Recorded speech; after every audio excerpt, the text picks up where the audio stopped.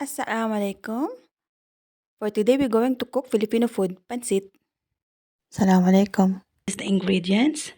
We need golden bihon, cabbage, and we need these 3 pieces of carrot, and half of garlic, and 1 whole of onion, and like 4 small piece of chicken. We need to cut small for this one.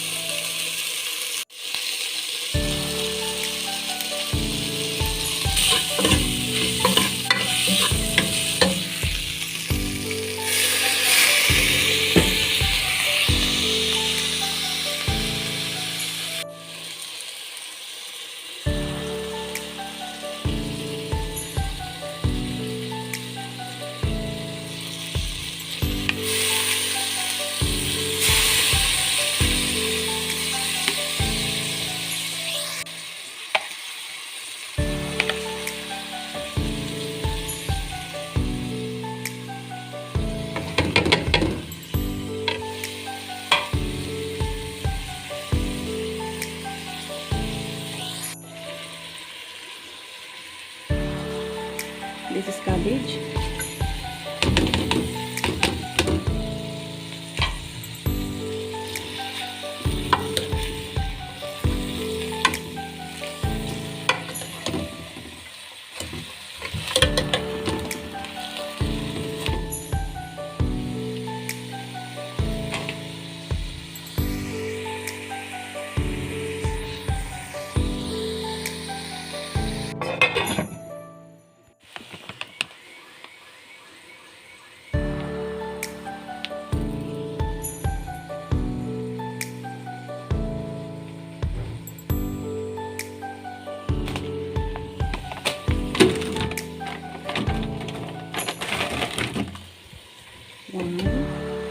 Two